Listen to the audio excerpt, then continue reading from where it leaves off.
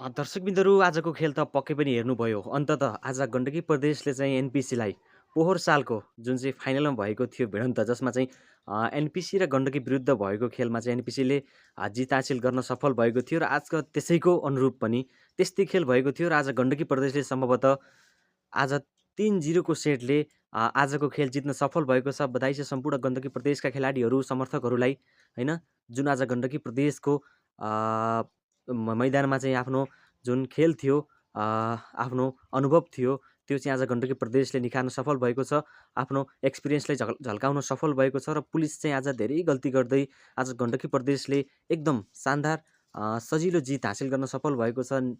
3-0 को सेटले नै आज गण्डकी प्रदेशले आफ्नो जित हासिल गर्न सफल भएको छ। निकै कडा प्रतिस्पर्धात्मक खेल हुनेछ भन्ने अपेक्षा गरेका थियौँ। पहिलो सेट चाहिँ अलि त्यस्तै थियो।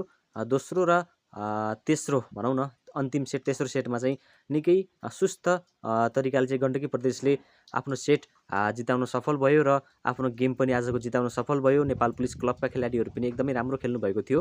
गर्दा गर्दै मुस्तफा होइन, मुस्तफा खानले चाहिँ आज एकदमै हिरो भन्नुभएको छ। साथै अरू खेलाडीहरू पनि होइन, निकै हेर्न लायक म्याच थियो र हेर्दा हेर्दै पनि गण्डकी प्रदेशले चाहिँ एनपिसीलाई चाहिँ 3-0 को सेटमा हराउनु चाहिँ एकदमै ठुलो कुरा हो। एनपिसी चाहिँ एकदमै पहिला टाइगर कप 5औँ टाइगर कप को उपाधि जित्न सफल टिम हो।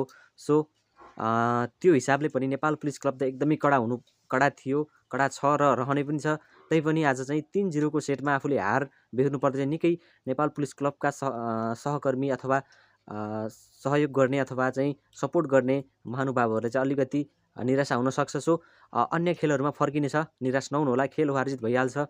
पोहोर साल पनि गण्डकीका खेलाडीहरू चाहिँ एकदमै निराश हुनुभएको थियो फाइनल हार्दाखेरि। आज त फाइनल होइन, लिग चरणकै खेल हुन्। सो अन्य खेलमा एकदमै प्रतिस्पर्धात्मक हुनेछ र टाइगरको बारेमा पछिल्लो र नयाँ अपडेटको लागि हाम्रो यस च्यानल सब्सक्राइब गर्नुहोला। हस्त, धन्यवाद।